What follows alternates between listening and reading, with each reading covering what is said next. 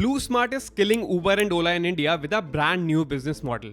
And initially I thought it was only because they were using EV cabs instead of diesel or CNG. But I spent several days digging deeper and talking to BluSmart drivers. And I have found the real reason for BluSmart's growth and why it might even overtake Ola and Uber within the next 3 years. The Indian ride-hailing market has so far seen a duopoly. Ola dominates with a 41% market share, closely followed by Uber at 37%. While Ola is a homegrown Indian brand started by Bhavish Agarwal 13 years ago in 2010, Uber is a part of a global behemoth that expanded into the Indian market in 2013. But the offerings and the business model of these two giants are almost the same. Before Ola and Uber came to India, the market gap was very clear.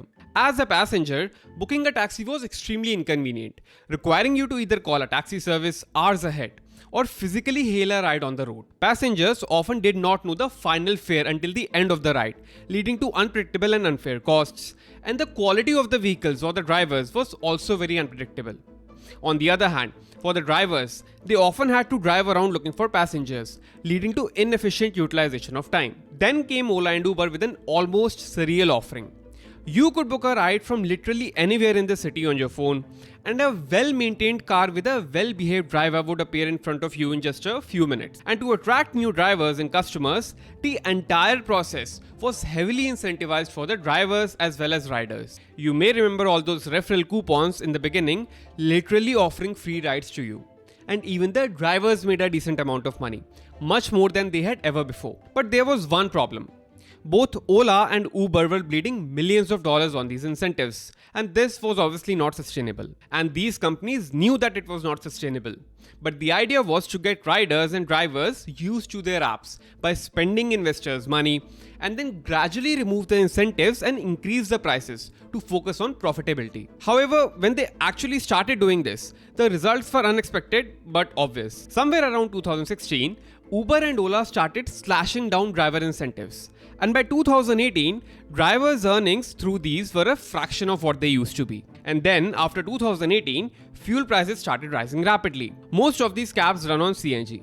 And the price of CNG has almost doubled from 38 rupees per kg in 2018 to 73 rupees per kg in 2023, with a corresponding increase in petrol and diesel prices as well. And while this fuel rise has obviously reduced the earnings of the driver, it has also forced these platforms to increase the cab fares for the final customer. So the ultimate cost of this is borne by the customer, which is evident from a seemingly 24/7 surge pricing in most cities, frequent cancellations by the drivers, and poorly maintained cars. And by now, both the drivers and the customers are unhappy. Now you would think that this makes it perhaps the worst time to be in the ride-hailing business, right? But one company has managed to turn this crisis into an opportunity and is steadily capturing market share: BluSmart. Launched in 2019 in Delhi by Anmol Jaggi, BluSmart already has an annual revenue run rate of Rs 400 crores, even though it is present in just 2 cities. In 2022, 80% of the 2,750 new electric taxis registered between January and October in Delhi belong to BluSmart. And their USP is having an all-EV fleet with zero reliance on CNG or fuel-based vehicles. Where a typical car costs Rs 10 per kilometer on petrol and Rs 4 per kilometer on CNG, EVs cost as low as just 1 rupees per kilometer. Which means that the running cost of a BluSmart car is much lower than an Ola or Uber, resulting in higher savings for BluSmart and lower prices and better services for the customers. And while EVs used to eat up the fuel savings by being much more expensive than fuel-based cars, tech advancements and government subsidies have now brought their prices almost on par with CNG vehicles. So now you must be thinking, what is the big deal? Ola and Uber will soon get EVs and continue their domination, right? Well, things are not exactly that simple, and this is where my research got interesting. If you have made it this far, please subscribe to my channel, and I promise my videos will add value for you. Moving on. So the way that Ola and Uber work is by having an asset-light model. In this model, the companies practically own nothing except the platform. If you want to become a driver with Ola or Uber, you need to buy your own car, maintain it on your own, including cost for servicing, fuel, insurance, and interest payments. This asset-light model is great for scaling. If Uber wants to expand from 1 city to 10 cities, it just needs to find new drivers in those 10 cities, with zero capital required for expansion. But it is very harsh on drivers, who often take these cars on loans and end up paying interest rates as high as 20%. And it also means that Uber has zero control over the quality of services provided by the driver. If a driver has a dirty car or an old car, or if he always arrives late, the most Uber can do is penalize that driver based on customer feedback. BluSmart, on the other hand, entered the market with a diametrically opposite asset-heavy business model. They own the vehicles as well as the drivers. And in their business model, they buy these EV cars upfront and then employ drivers on a salary on their own payroll. By doing this, they have a control over the entire value chain that Ola and Uber cannot even imagine. So the cars are extremely clean. There is no surge pricing and no cancellation. The drivers do not even have a cancellation button on their app. But because of the higher profit margin, it still manages to keep the drivers as well as the customers happy. So much so that Jaggi estimates that 40% of BluSmart's drivers are from Uber or Ola, and the customers are receiving a much better service. All drivers receive the same training, so there is uniformity, quite literally. All of them wear uniforms, they are always on time. They help you with your luggage and they never talk on the phone. And since the sense of ownership is strong and clear, the cabs are extremely clean. But this model comes with its own set of challenges. The first and most obvious one is scaling. Since you own all these cars, you need a lot of capital to buy them upfront. But BluSmart has been tackling this well so far by growing slowly but steadily with a mix of equity and debt funding. But the second and most serious problem, and this is also the only drawback with EV vehicles, is recharging. Unlike other vehicles, you cannot just refuel your EV on the go within 5 minutes.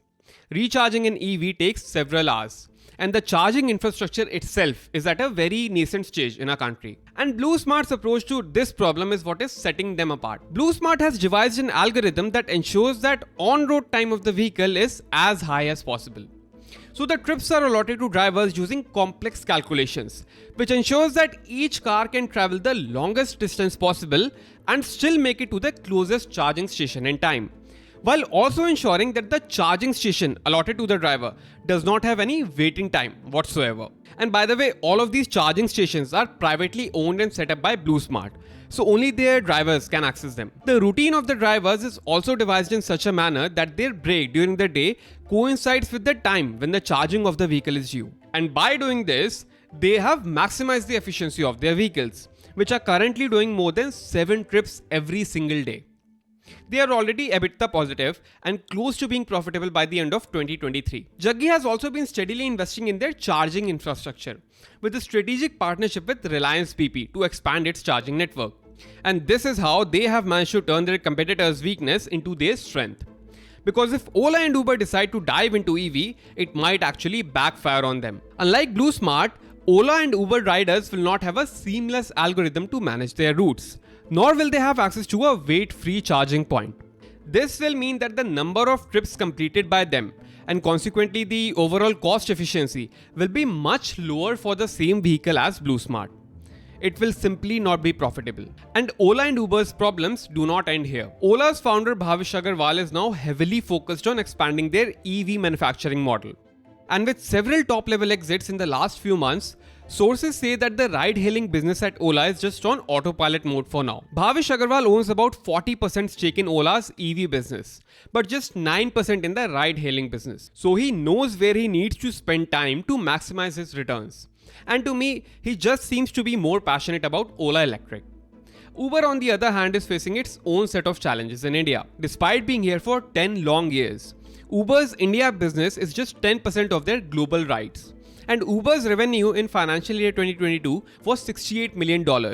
Just 0.2% of Uber's US revenue of $31.8 billion. So similar to how they sold Uber Eats to Zomato and their ride-hailing businesses in China and Southeast Asia to different companies, Uber might quit India altogether. A sale of Uber to Ola has already been considered in the past. BluSmart, on the other hand, is sailing an extremely tight ship. Jaggi mentions that 80% of the ride-hailing revenue likely comes from the top 6 cities.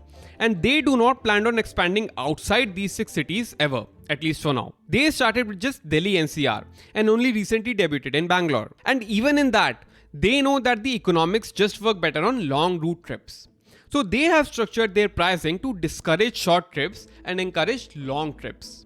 And to improve profitability, they are only targeting a more premium segment of customers. They have strategic pickup points at the Delhi and Bengaluru airports. And even their advertising targets people who are traveling and encourages them to take a ride to the airport. But the goodness of their business model does not end here. They are still using sedan EVs in the form of Tata Tigor and Express T cars.